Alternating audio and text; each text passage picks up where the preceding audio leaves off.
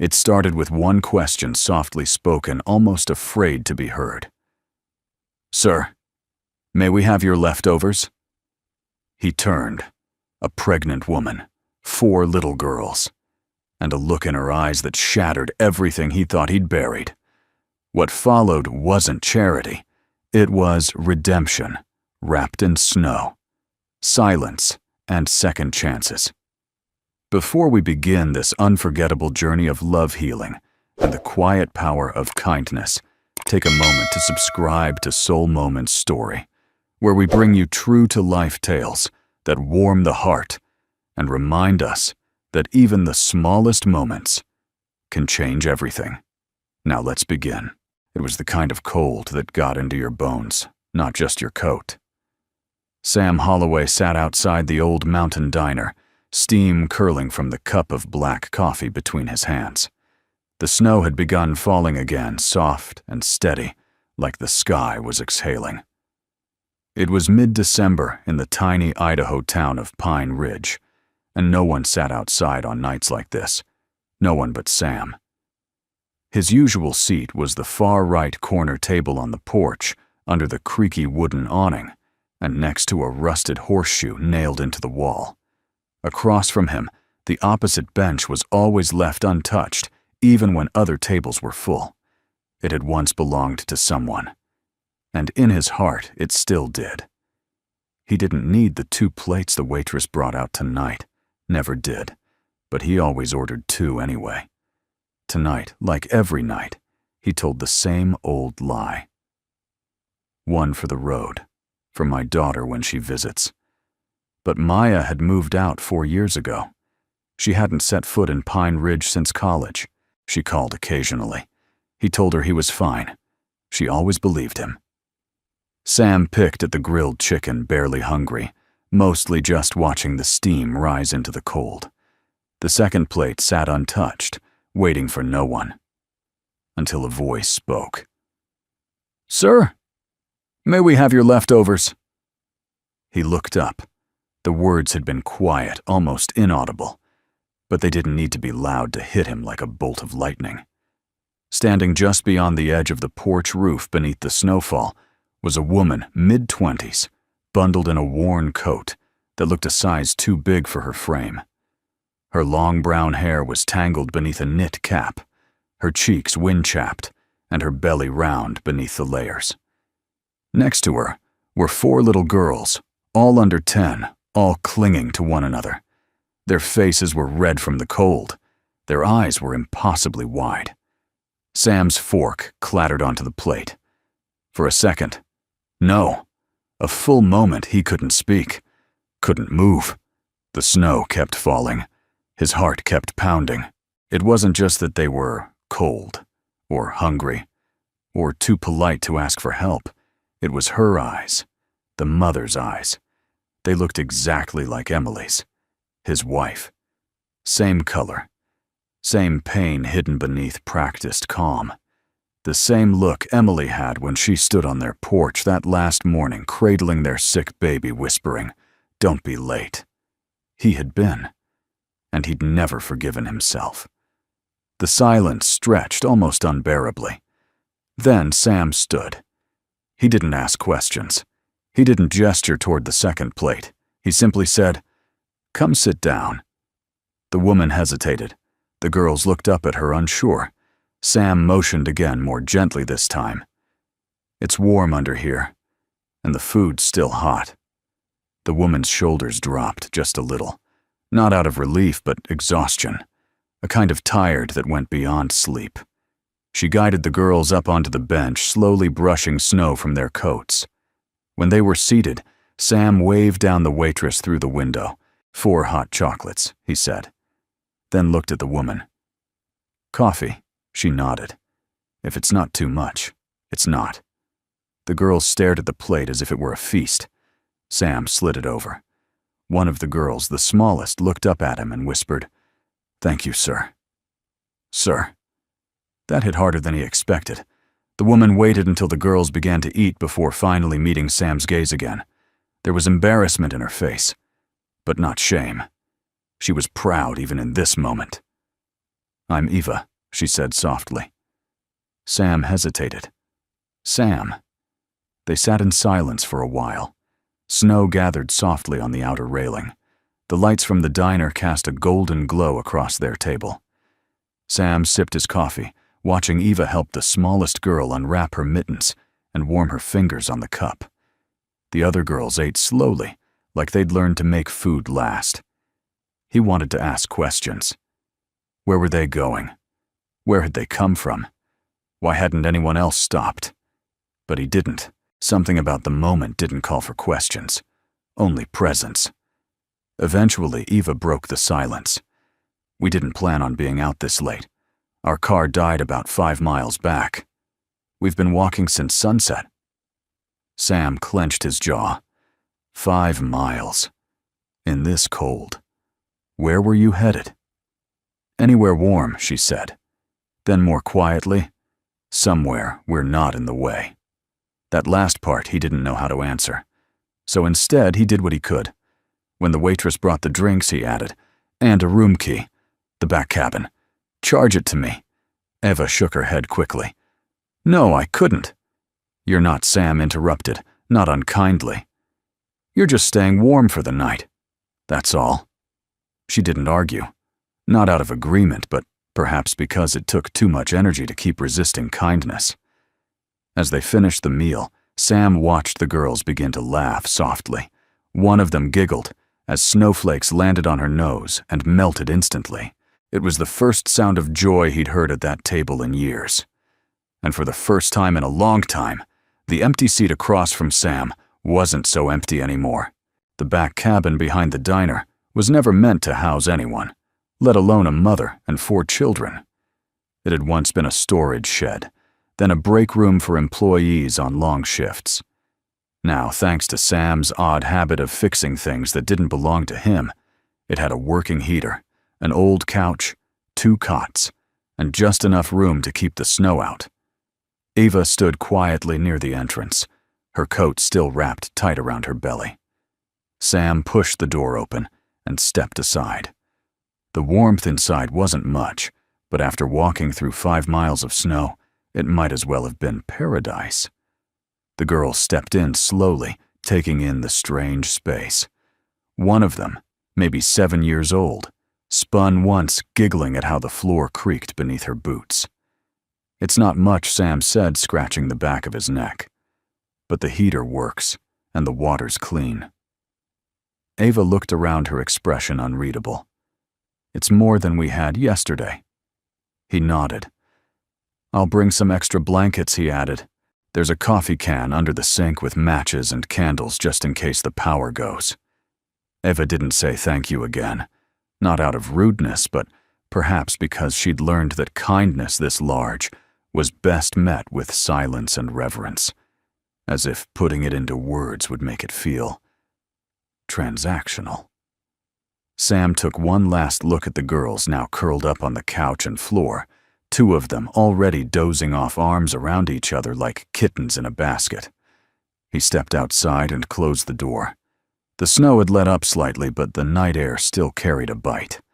Sam leaned against the railing and let out a long breath, watching it fog in front of him. He didn't know what he was doing. This wasn't his business. These weren't his people. And yet, something about Ava's face had held him. Not just the resemblance to Emily, that part had shaken him. Yes, but there was something else. The way she stood between the girls and the world. Her posture, even when exhausted, screamed protector, guardian. She reminded him of himself back when Maya was 5 and feverish, and he'd sat up all night in the hallway of a hospital, waiting for someone to tell him she'd be okay. He hadn't felt needed like that in a long time. And that need, that strange gravitational pull, was what brought him back the next morning before sunrise. His arms full of blankets, 2 plastic bags of groceries, and an awkward lump in his throat. He knocked softly. Eva opened the door, looking more awake, more alert, but not less tired. I brought food, he said. She opened the door wider. You didn't have to. I know. The girls were still asleep, huddled in a line like dominoes, tipped gently into one another. The room smelled faintly of cocoa and wool. Sam set the bags down near the small counter and turned to go, but Ava spoke again. "Why are you helping us?" The question wasn't accusatory. It was quiet, genuine. Her arms wrapped around her belly like a natural instinct. Sam paused. "Because someone helped me once, and I didn't say yes in time." She tilted her head, confused. "My wife," he said simply. "She died in a fire. I was supposed to be there, but I wasn't." Ava's face softened. "I'm sorry." He nodded. "Me too." Silence stretched between them, this time comfortable, like two people standing on opposite ends of the same broken bridge, realizing they both carried the same weight. "I didn't mean to bring this into your world," Ava said after a moment. "I was just tired of running. I thought the town looked safe." "It is," Sam said. "Or at least it used to be. I guess we're about to find out if it still is." Ava smiled faintly at that, and for a second she looked young again, not beaten down by life, not burdened by too much responsibility too soon. Just human. "I'll come back later with lunch," Sam said, "unless someone gives me a reason not to." "No one will," Eva replied. He hesitated on the porch, then added, "The girls can stay as long as they need.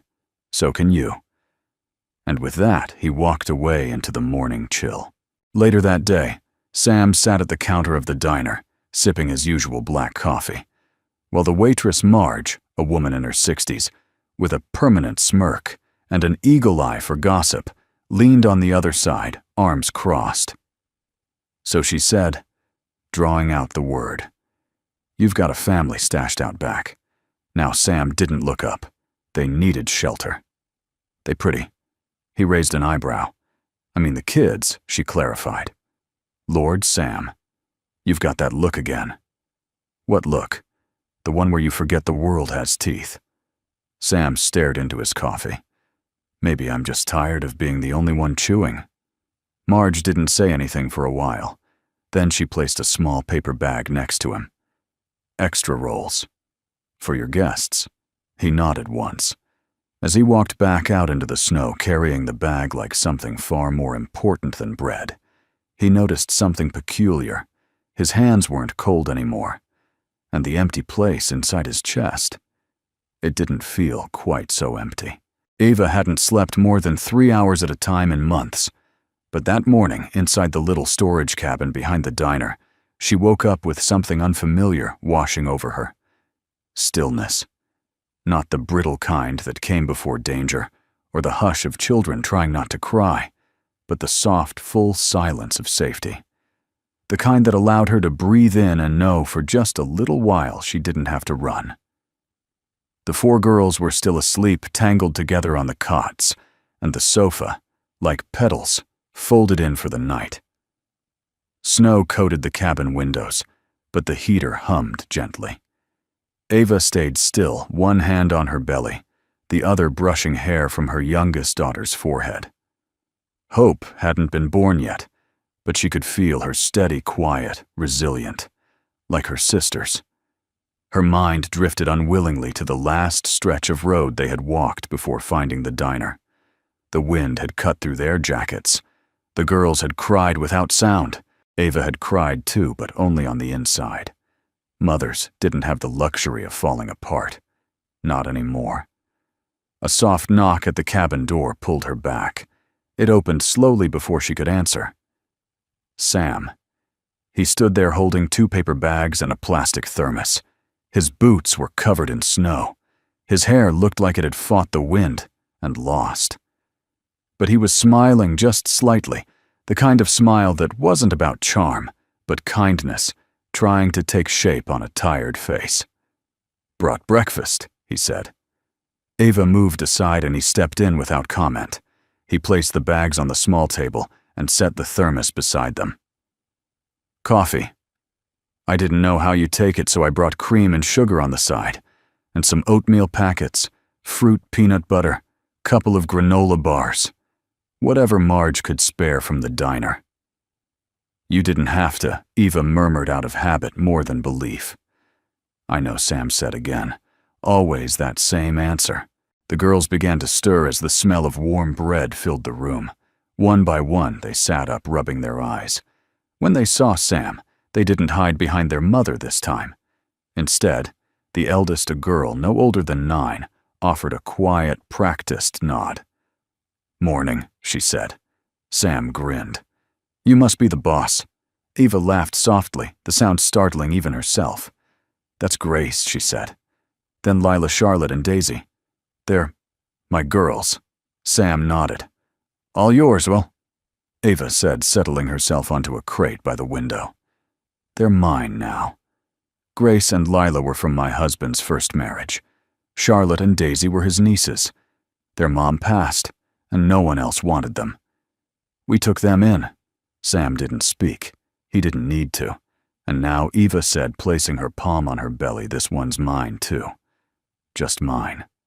Sam took in her words, with the quiet gravity of someone who understood what it meant to inherit the weight of others. "What happened to your husband's car accident?" she said simply. "Black ice. February." "I'm sorry." Eva shrugged. "The road doesn't care who's on it." They ate in soft silence for a while, punctuated by the sound of oatmeal being stirred and little girls blowing on hot drinks. Sam didn't ask for details, and because of that, Eva kept talking, like words had been waiting behind her teeth for months, and someone had finally opened the gate. "We stayed in his parents' house for a while, but they didn't want the girls. Said they weren't blood. Said I was irresponsible, and that I should make other arrangements." Sam raised an eyebrow. "They meant foster care. And you said I said no." That one word carried the weight of every sleepless night, every unpaid bill, every roadside rest stop, and every judgmental look she'd been handed since. Good Sam said quietly. Eva blinked, then looked at him. Most people don't say that she admitted. "Well," he said, taking a sip of coffee, "most people aren't sitting here watching 4 little girls smile for the first time in days." The youngest Daisy was humming softly to herself, legs swinging as she munched on bread. Charlotte was giggling with Lila over the way the oatmeal stuck to their spoons. Grace, ever the watchful one, met Sam's gaze again, serious and calm beyond her years. "I used to think I had nothing left to offer," Eva said suddenly. "No money. No home. No future anyone would call stable. But these girls, they follow me anyway, even when I don't know where I'm going." Sam nodded, staring into the steam rising from his cup. "I get it," he said. "I raised my daughter alone. After everything fell apart." Eva tilted her head. "Where is she now, college? East Coast. You must miss her." Every day. The moment stretched, but didn't break. Outside, the snow had begun to melt, dripping from the cabin roof, like time loosening its grip. "You have a way with them," Eva said, watching Daisy inch closer to Sam, curiosity outweighing caution. "I just treat them like people," he answered. "The rest comes easy."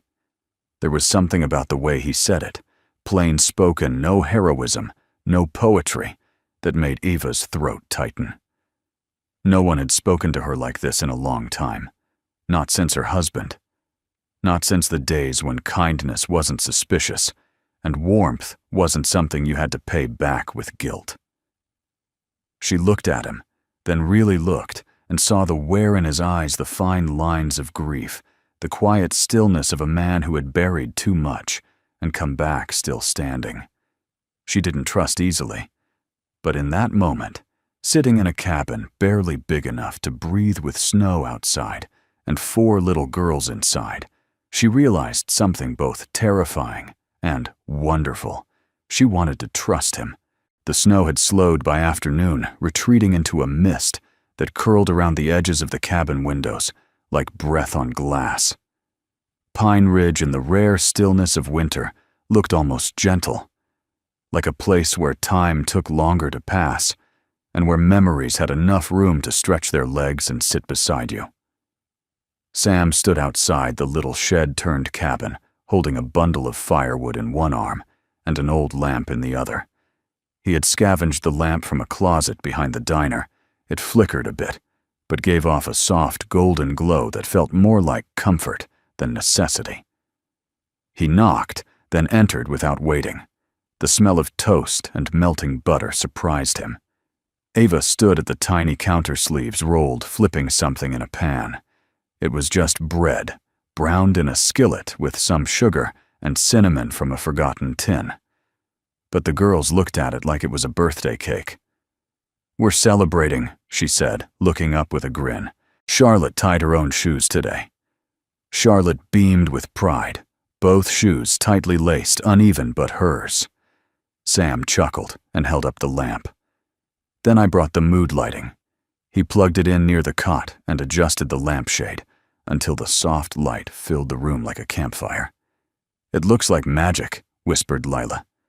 "It is magic," Eva said softly. "The kind people make for each other." Sam didn't miss the way Eva looked at him then, just for a moment. Not flirtation, not even curiosity, just appreciation. A look that said, "I see what you're doing. I see who you are." They ate together, all 6 of them crowded into a space meant for 2. The girls sat cross-legged on cushions and blankets using their knees as tables. The laughter came easier now, thin and unsteady at first, but growing fuller by the hour. Ava poured hot water into tin mugs with tea bags Sam had brought. She handed him one. "This is the most still we've been in months," she said quietly. He nodded. "Still's not such a bad thing. It is when you're afraid it won't last." Her voice wasn't bitter, just honest. Sam stared into his tea. "The stillness doesn't last, but neither does the storm." That made her smile, but only for a second. The girls were already drifting into sleep, curled like pups in a den, bathed in the amber light of the lamp and the quiet hum of the heater. Ava sat on the floor, her back against the wall, legs stretched out. Sam sat beside her, not quite touching, but close enough to share the same warmth. "You didn't have to do all this," she murmured. "I know. You keep saying that." "Because it's true." Ava tilted her head, studying him. "You're not just doing this out of guilt, are you?" Sam didn't answer right away. He looked at the girls, peaceful, unafraid. Then he looked at Ava, tired, but unbroken. "I think," he said slowly, "I'm doing this because I know what it's like to need someone and not know how to ask." Ava blinked, her eyes glinting in the low light. "You lost your wife in a fire." He nodded. She was a nurse. Always the one running toward the chaos, not away from it. "That night I was supposed to pick her up. I was late. One of the gas lines exploded while she was helping evac the patients." Ava closed her eyes. "You've been carrying that. Every day." "Does it get easier?" Sam let out a breath that felt like it had been trapped for years. "No, but it gets quieter." She looked at him, and for the first time he didn't look away. "I don't know how to be taken care of," she said. "Neither do I," he replied. "But maybe we start by just not running anymore." A long pause followed. It wasn't silence. There was the hum of the heater, the soft breath of sleeping children, the occasional pop from the old radiator. But between them there was stillness, the kind that held space, the kind that said, "You're not alone anymore." Ava reached for her tea, her fingers brushing Sam's knuckles. Neither of them pulled away. Outside, the wind rustled faintly through the pines, and the moon rose like a guardian over the cabin, casting a pale glow that softened even the hardest edges of grief. When Sam finally stood to leave, Eva walked him to the door. He paused before stepping out. "If you need anything, I'll knock," she said, cutting him off gently. Sam smiled. "Good." He turned to go, but her voice stopped him. "Sam, yeah?" Ava looked at him, her hand resting lightly over her belly. I don't know where this leads. But tonight, it feels like the right direction. Sam didn't speak. He just nodded, then walked off into the quiet night, the snow crunching beneath his boots, the sound swallowed quickly by the hush of winter. Behind him, inside that tiny cabin, the firelight flickered on, and for the first time in a long while, both of them began to believe that maybe kindness could build something that lasted. By Thursday, the town had noticed. It started the way most things did in Pine Ridge, with a glance, then a whisper, then a conclusion drawn from the shaky scaffolding of assumption. In a place that moved slow and talked fast, it didn't take long for stories to travel farther than facts. Sam Holloway was letting a woman and her 4 children live behind the diner. Not just any woman, a stranger. One who showed up pregnant with no husband in sight in the dead of winter. And people, especially those with too little to do and too much time to think, began to wonder why. Marge was the first to say it out loud. I'm just saying, she muttered, drying a mug at the counter. You bring in someone like that and folks will talk. They always do. Sam didn't respond. He was nursing his second cup of coffee, staring out the diner window at the cabin beyond the snow-covered lot. From there, he could just make out a small figure sweeping the porch, Eva bundled in his old flannel jacket. Marge clicked her tongue. She's cleaning. I'll give her that. But Sam, you've got to think. It's not just about helping someone anymore. People are going to ask questions. I'm not running for office, he said. No, but your name still means something around here. Folks remember the fire. The one that took your Emily. Sam's grip tightened on the mug. Marge softened. I'm not trying to poke at old wounds. I just don't want you getting hurt again. You barely made it through the first time. I'm fine. You're not fine, Sam. You're breathing. That's not the same thing. He looked up at her. You think I'm doing this because I see Emily in her, I think she said, leaning on the counter. You see someone who needed you, and that scares the hell out of you. Sam didn't answer, but her words followed him as he stepped back out into the snow. Ava was halfway through sweeping the porch when he reached her. You don't have to do that, he said. She didn't stop. I like feeling useful. Sam tucked his hands into his coat pockets. You already are. She paused, then leaning on the broom handle. People are talking, aren't they? He exhaled. It's a small town. I know how this goes, Eva said, her voice steadier than he expected. I've been the problem before. Too young, too pregnant, too complicated. Sam stepped closer. You're not a problem. She smiled, a sad sort of smile. You don't get to decide that, Sam. They do. No, he said they don't. Eva looked at him, snowflakes caught in her eyelashes. There's a difference, she said softly, between shelter and sanctuary. You've given us both. That's rare, and it makes people nervous. Sam wanted to argue to say kindness shouldn't require explanation, but before he could speak, the sound of tires crunching snow pulled their attention to the edge of the lot. A county vehicle, dark green, official. The social worker stepped out, a woman in her 40s, with a clipboard, a parka, and the polite sternness of someone paid to doubt people. Good afternoon, she called. Eva stiffened. Sam stepped forward, calm but alert. Can we help you? He asked. I'm Kimberly Reeves, Pine County Child Welfare Services. We received a call from a concerned citizen about a woman and 4 minors living in unsafe conditions. Ava's face went pale.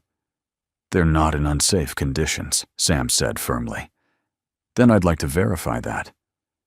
He didn't argue, just turned and opened the cabin door. Inside, the firelight flickered. The girls were seated around the small table, drawing on the backs of paper menus. Charlotte looked up and waved. Grace stood protective as always. Everything okay, Mom? She asked. Ava nodded. just a visitor. Kimberly entered, taking notes, asking questions. Sam stood off to the side, hands clenched in his jacket.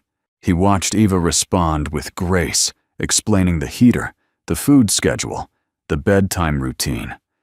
She listed off each child's favorite book without hesitation. "They've never had more structure than they do right now," she said quietly. "They've never had more safety. Or peace." Kimberly looked around one more time. Then something shifted in her face. Not pity, but something closer to understanding. "I'll need to file a report," she said, "but I see no immediate risk. Thank you for your time." When she left, the silence that followed was heavier than any storm. Eva sat down, slowly pressing a hand to her belly. "They could still take them," she said. Sam crouched in front of her. "They won't." "You don't know that." He looked into her eyes. "Then we fight. If it comes to that, we fight." She blinked once, twice, then reached for his hand, not out of romance, not yet, but out of something just as sacred. Trust. That night the girls fell asleep faster than usual. The stress had drained them. Sam stayed behind after helping with dishes, sitting beside Eva on the floor, backs against the wall. "They'll come again," she said. "Then we'll show them again." She nodded slowly, then whispered, "I'm tired of always preparing to leave." "You're not leaving. What if this isn't forever? Then let's make it long enough to matter." Outside, the wind picked up, rattling the window frame, but inside the room was warm, the firelight dancing on wood, and for now, for tonight, it was enough. Eva leaned her head lightly on Sam's shoulder. He didn't move, and for the first time in years, he didn't feel like a man haunted by the past. He felt like a man building something new. The storm arrived with no warning. One moment, the sky hung heavy and gray, quietly blanketing Pine Ridge in a dull chill. The next, the wind howled like something ancient and wounded, slamming against windows and tearing through trees with a ferocity that shook the bones of the old diner and its weathered backshed. Sam stood at the front of the diner, watching as the snow swirled into thick, blinding sheets. It was the kind of storm that turned roads to ghosts and time into something suspended. He'd seen weather like this before on the night his life had changed forever. That was the night he hadn't gotten there in time. Eva was already feeling it before the wind began. A slow, deep ache that moved like a wave through her lower back and around to her belly. At first, she thought it was just strain from days of standing and bending and carrying a child not quite ready to arrive. But by nightfall, the ache had become sharper, more rhythmic. She didn't say anything at first. The girls were restless, nervous from the change in weather and the visit from child welfare. She didn't want to scare them. But when she doubled over while stirring soup and Grace had to grab the spoon from her hand, she knew it was time. Mama Grace asked, eyes wide. Eva nodded through clenched teeth. "Get Sam." Sam was already halfway to the shed when Grace burst out into the snow, barefoot, her coat thrown hastily over her nightgown. "She's hurting!" she cried. "Mom's hurting." Kuforn. The wind cut into him like razors, but he didn't feel it. His feet pounded against the ground, his hands already reaching for the doorknob before he got there. Inside the cabin was a blur of motion and panic. Eva sat on the floor, one hand bracing herself against the cot, her face pale and wet with sweat. "It's early," she whispered. "Too early." Sam knelt beside her, taking her pulse, trying to stay calm, even as fear clawed at his chest. "How far apart?" he asked. 5, maybe 6 minutes. "How long has it been like this?" "A few hours." "Eva, you should have told me." I thought it would pass." Sam stood grabbing blankets, stuffing them into a duffel. He didn't have time to panic. Not now. "We're going to the clinic," he said. "You need a doctor." "The road's closed," Grace whispered. Sam turned to her. "How do you know I heard it on the radio?" she said, her voice trembling. "The storm's too bad. The sheriff said no one's allowed on Highway 12. Sam swore under his breath. Then he looked back at Ava, who was trying to sit up but failing. "You need help," he said again. She met his eyes, pain rippling across her face like lightning. "You don't have to do this," she said. "Yes, I do," he answered. "I didn't get there in time once. I'm not making that mistake again." He turned to the girls. "Pack what you can. Coats, boots, gloves. Leave everything else." "But where are we going?" Lila asked. Sam took a breath. "We're going to make it." 15 minutes later, Sam had Eva bundled in every layer of warmth he could find, laid out across a makeshift sled he'd crafted from a broken door and thick rope. He wrapped her in 2 sleeping bags and lashed the sled to his waist. "You'll freeze," she whispered, clutching his arm. "Not today," he said. "Today I'm warm enough for both of us." He turned to Grace. "You're the oldest. You stay here with your sisters. Keep the fire going. If I'm not back by morning, you will be." Grace interrupted. Sam stared at her for a moment, then nodded. "You're strong, just like your mom." Then he stepped into the white void, pulling Eva behind him. The wind screamed as if to punish them. Snow whipped into Sam's face, blinding, stinging, relentless. He couldn't see more than a few feet ahead, but he knew the way. Muscle memory from years in Pine Ridge guided his steps, left at the fallen fence post. Right when the wind shifted at the base of the ridge, his legs burned, his chest ached, but he didn't stop. Ava moaned softly from the sled. Her contractions were closer, now shorter between. Sam whispered to her through the wind. "You're going to be okay. You're doing so good." Her hand gripped his, weak, but there. "I'm scared," she gasped. "So am I," he said. "But I'm here. I won't leave." Each step felt like dragging the weight of all his past mistakes behind him. But this time, he wasn't running from the fire. He was running into it for someone who still had a future. 2 miles later, Sam collapsed against the clinic door, pounding his fist until it opened. The nurse screamed. "What the Sam?" "She's in labor," he gasped. "Early. No time." They took her. Sam watched, drenched and shaking, as they wheeled Eva down the corridor. Her hand slipped from his, and he staggered into a chair chest, heaving. And then all the adrenaline, all the fear, all the strength drained from his body. He wept, not for himself, but because he'd finally made it. An hour later, a nurse came to find him. She was smiling. "You want to meet someone?" Sam followed, legs unsteady. Ava was lying in a narrow bed, pale but glowing in the faint overhead light. In her arms was a tiny, squirming bundle wrapped in soft yellow. "It's a girl," Ava whispered. "She's beautiful." Ava looked up at him, tears streaking her face.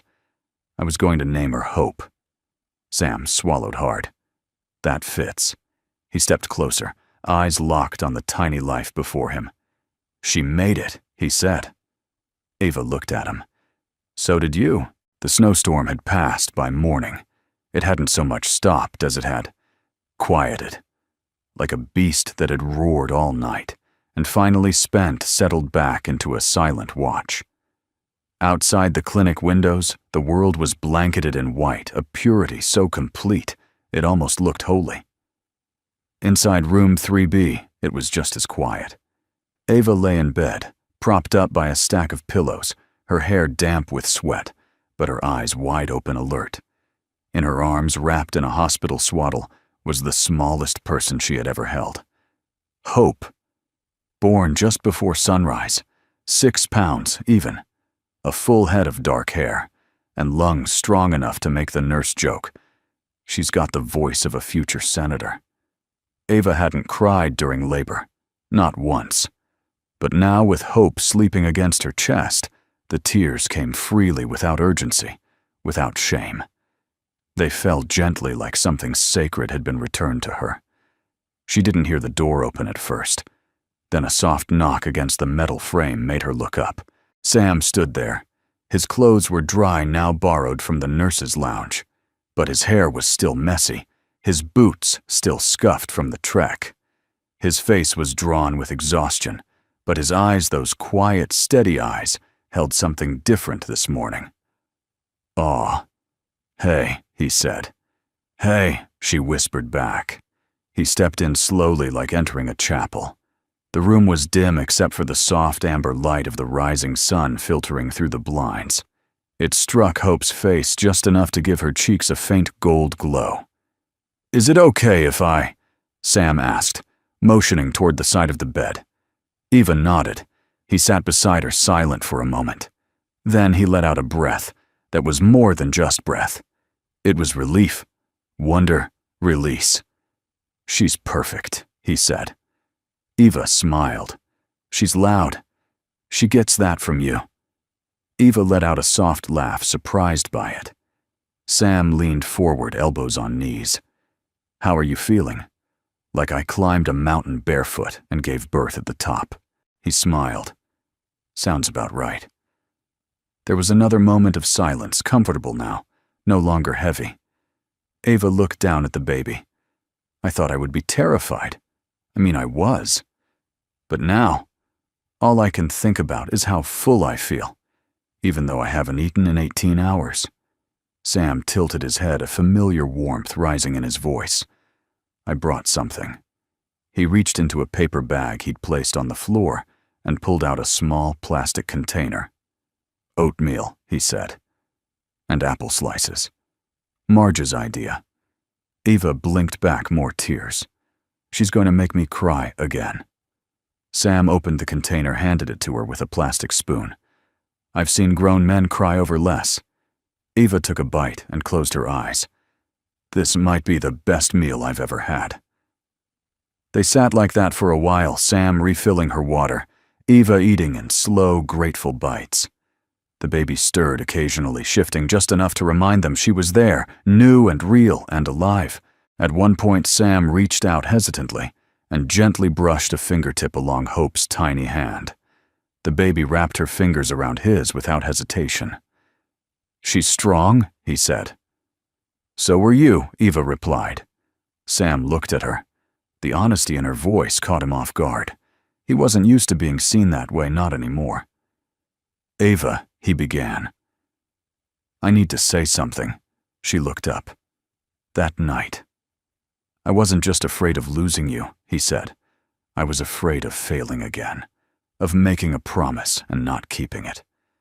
She listened without interrupting. "But I realized something out there in the snow," he continued. "It wasn't about redemption. It was about doing the right thing, no matter how broken you are."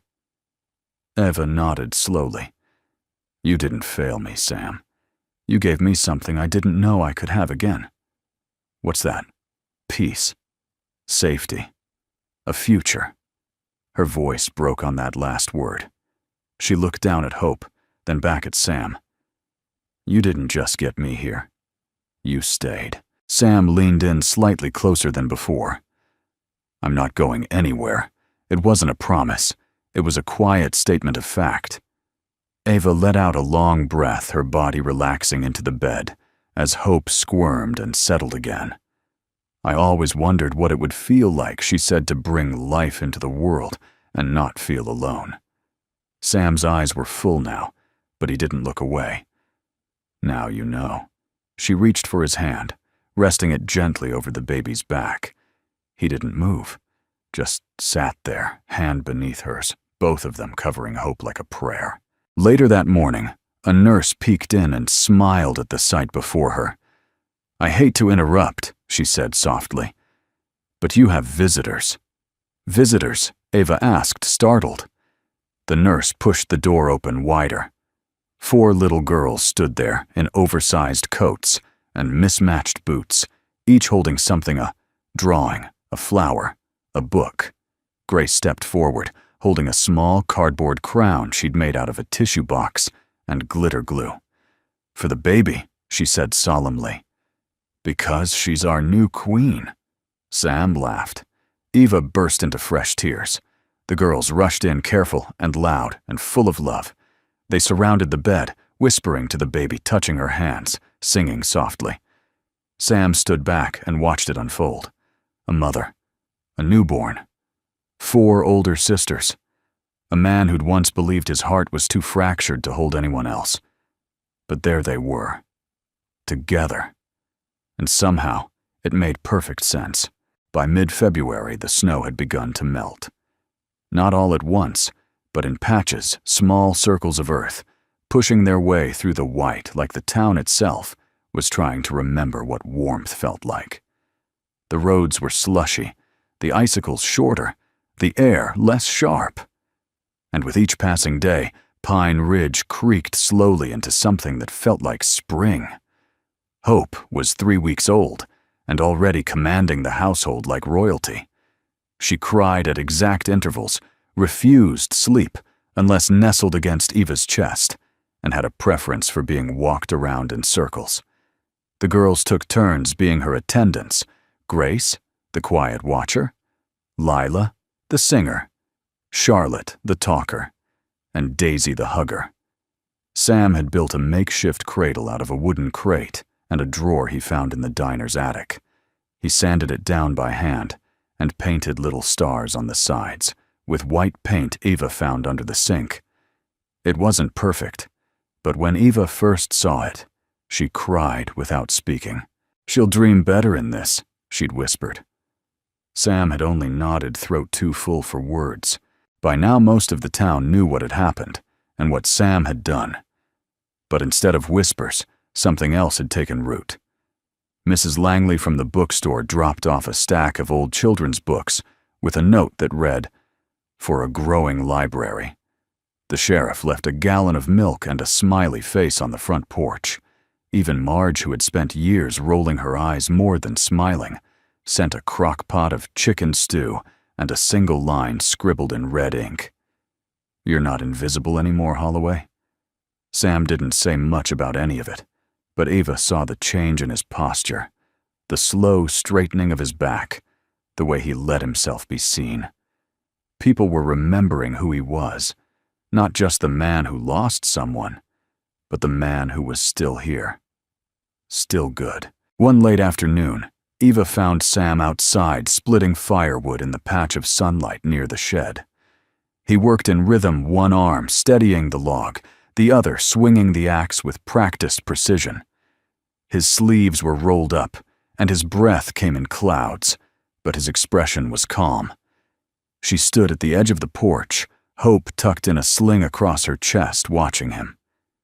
"You know," she called, "if you keep doing everything around here, I'm going to forget how to contribute." Sam paused, wiped his brow with the back of his hand.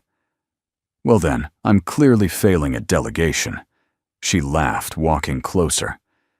"Daisy told me you fixed the loose hinge on the back door," she asked politely, and then offered me a popsicle. "It's February. She doesn't negotiate with weather." Eva smiled. "Neither do you." Sam shrugged, grabbing another log. "Work helps me think. What are you thinking about?" He looked up at her, then really looked, not in the way people glance across a table or nod in passing, but in the way someone looks when they've been trying to find a way to ask something without breaking whatever fragile thing is forming between them. "I've been thinking," he said slowly, "about what happens when winter ends." Eva tilted her head. "Spring." He smiled faintly. "Yeah." And after that, she didn't answer right away. Hope stirred against her chest, making a soft sound like a sigh. "I don't know," she said, finally. "I haven't thought that far ahead in a long time." Sam nodded. "Well, if you want it, we could keep building this thing. Whatever it is. Together." The words weren't romantic, not overtly. They weren't adorned with metaphors or cleverness, but they were steady, clear, anchored in something real. Eva blinked, surprised by the sudden burn behind her eyes. You sure I've never been more sure about something I didn't plan for? She stepped closer, her boots crunching in the thin layer of snow. Hope yawned, then stilled again. Ava looked up at Sam, her voice quiet. You want all of this? The crying, the spilled soup, the midnight rocking. He chuckled. I've had worse roommates. I'm serious. Sam, this is messy. I'm messy. Then we'll be messy together. She let out a breath that felt like it had been caught in her chest for years. I'd like that, she said. Sam set down the axe and stepped forward close enough to smell the warmth of the baby and the faint scent of cinnamon from Ava's coat. He didn't touch her. Not yet. But something passed between them like a string being pulled taut, gentle and undeniable. I'm not offering a rescue, he said. Eva smiled. I'm not asking for one. They stood there a moment longer before the front door burst open and Daisy ran out, arms flailing. Grace is trying to make soup, and she put crayons in the pot. Sam blinked. Crayons. She said it was colorful broth.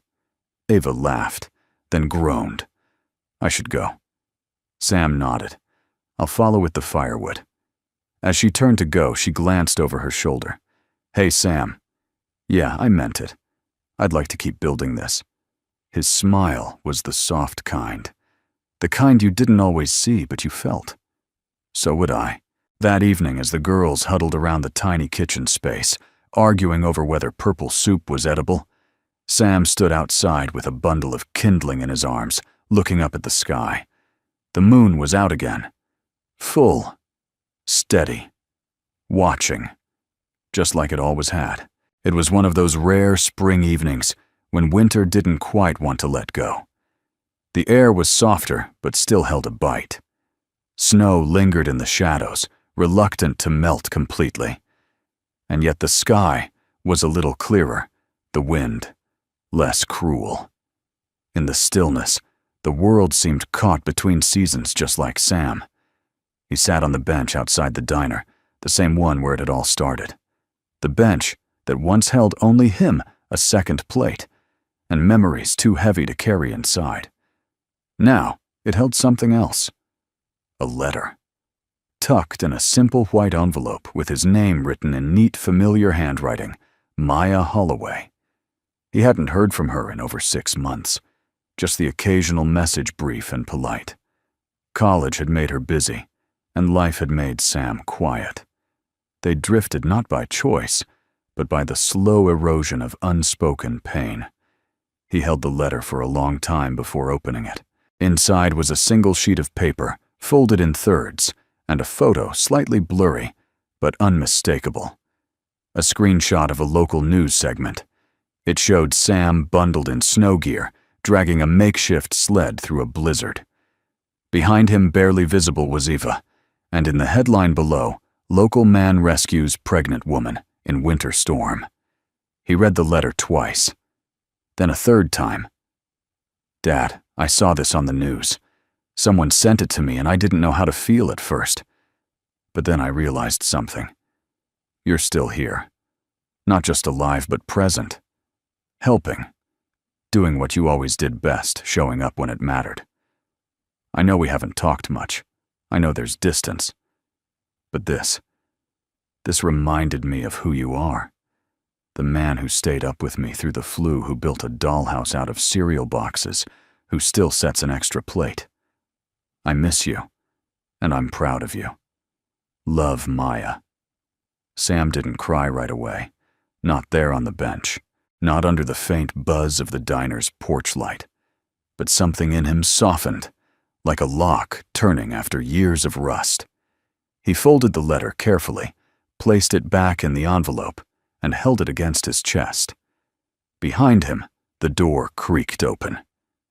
Eva stepped out wearing one of Sam's jackets over her flannel shirt. Her hair was pulled back, eyes tired, but kind. She sat beside him without a word, their shoulders brushing in the same familiar way they had started doing lately. You okay? She asked. Sam nodded slowly. Yeah. Actually, yeah. She waited. He handed her the letter. She read it quietly, then looked at the photo. "She looks like you," Eva said. "She's better than me." "I doubt that." They sat in silence for a while, the night stretching wide around them. From inside the shed, they could hear faint laughter, the girls playing cards, arguing over whether Daisy's rules were made up. They were. Hope let out a small cry, but Grace was already tending to her. The rhythm of life had become steady now, almost predictable, almost normal. "She's proud of you," Eva said softly. Sam exhaled. "I didn't think I'd ever hear that again." "You earned it." He looked at her, looked at the way the porch light lit her profile, the way the wind tugged at the ends of her sleeves. And suddenly, it hit him, not in a loud, cinematic way, but in a quiet certainty that settled into his bones. He wanted her in his life, not just as someone he helped, not as someone who needed him, but as someone he needed. "Eva," he began, "I don't know what the future looks like.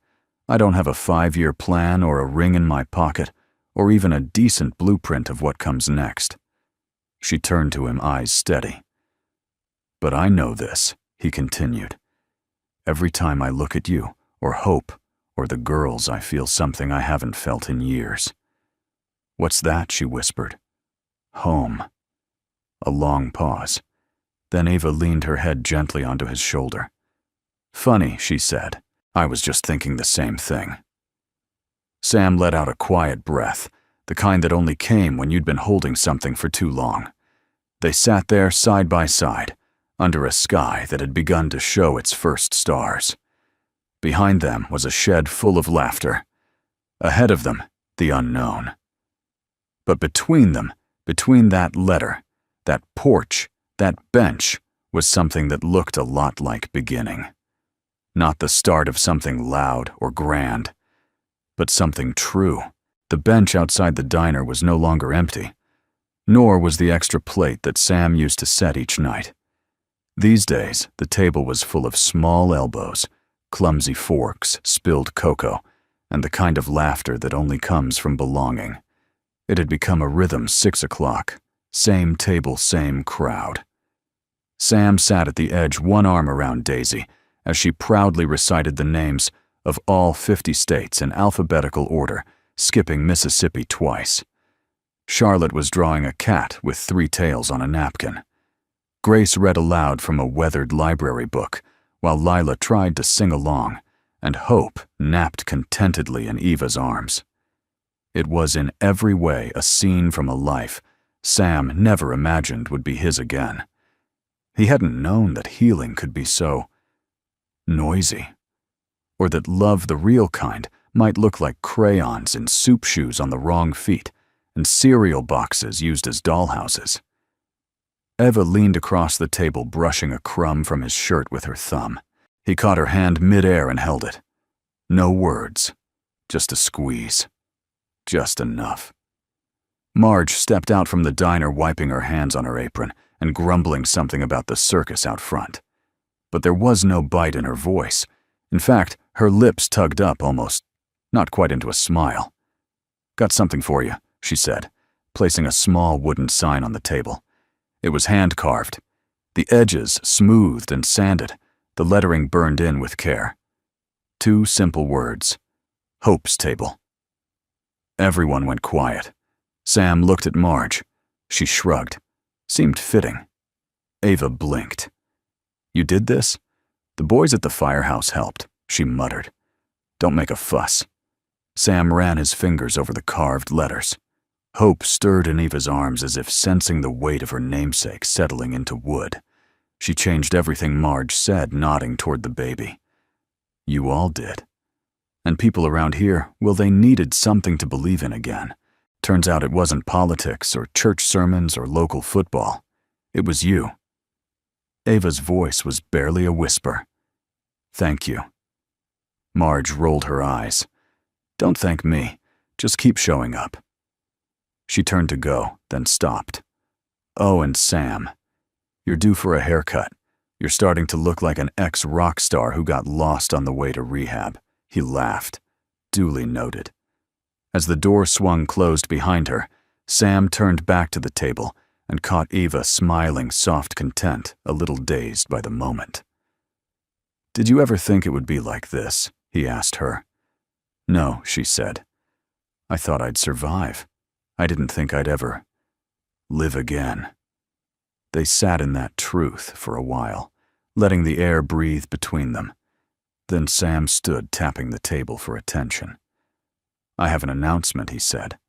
The girls looked up, wide-eyed, instantly dramatic. "You're adopting a moose," Charlotte guessed. "No," Sam grinned.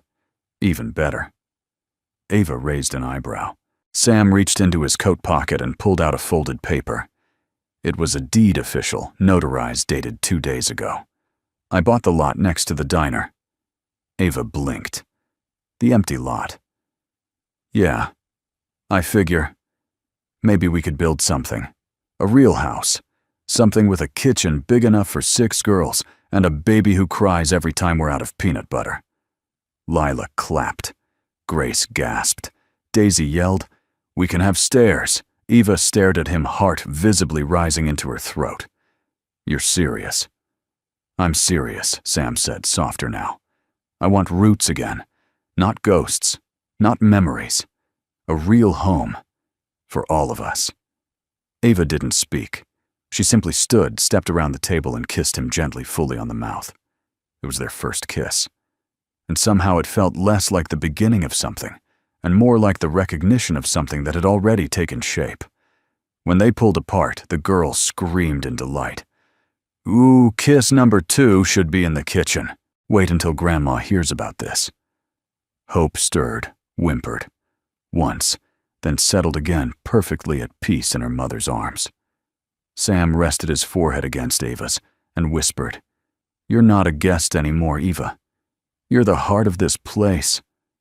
Eva closed her eyes. "So are you." They sat back down, and the conversation shifted, as it always did, to school projects and missing mittens, and whether soup counted as a beverage or a food. But the name on the table remained. Hope's table. A name not just for a child, but for a second chance, for everything that had been lost and slowly, quietly found. The night of the dedication, the sky was impossibly clear. It was the kind of evening that made you believe the stars had gathered for a purpose, not scattered randomly, but arranged by some gentle hand to mark something sacred. Pine Ridge was quiet as usual. But on the lot beside the diner, where months ago there had only been ice and wind, now stood the framing of a new home. Wood beams rose from the ground like open arms. No roof, yet no walls. But the bones were there, strong, promising. The community had come out with lanterns and lawn chairs, thermoses and casseroles. Mrs. Langley brought cookies shaped like tiny houses. Marge brought hot cider and made a speech that started with, "I never liked Sam Holloway much, until I realized he was the only one of us brave enough to love again." The crowd laughed, cried, and cheered in equal measure. Sam stood off to the side, holding Hope against his chest. She was heavier now, full of rolls and sleepy eyes, and the quiet assurance that life kept blooming no matter what had been buried before. Eva stood beside him, one hand resting on his back. The other held Daisy's mittened fingers, while Grace and Charlotte chased Lila around the half-built porch like spring had already begun. There was music. Not much, just a guitar and a few worn voices, but it was enough. Enough for dancing, enough for healing. Later, when the crowd had thinned and the cider had cooled, Sam sat on the porch beam beneath the rising moon, watching his new life unfold in front of him like a gentle tide. Eva joined him, wrapped in his coat, her legs swinging off the edge of the wood. "They asked me if I wanted to make a speech," she said. Sam smirked. "Let me guess. You declined. I told them my words are best used at bedtime or in the middle of a crisis." That tracks. A long pause. Then she turned to him, more serious now. Do you ever think about how close we came to not finding this? He nodded. All the time. I almost didn't stop at the diner. I almost didn't look up from my plate. Ava smiled softly. And yet here we are. The moon hung above them, full, glowing, steady. It had watched them walk through storms, through silence, through sleepless nights, and soup disasters, and impossible choices. It had watched over their wounds, and their wonder, over the girl born in the cold, and the man reborn through kindness. Sam reached into his pocket and pulled out a folded envelope, worn at the edges. Maya's letter. Ava didn't ask to read it again. She didn't have to. You're going to visit her, she said.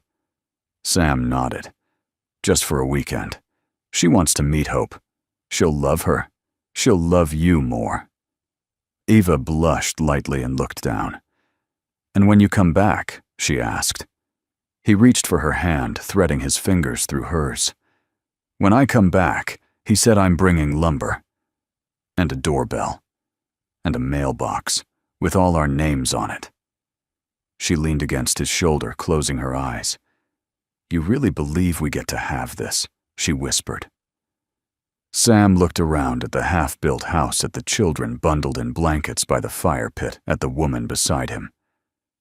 I think he said that life never promised us ease.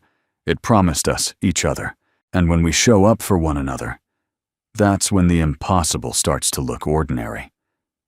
Ava kissed his cheek. Then let's make ordinary look beautiful. Sometime after midnight, the children were asleep.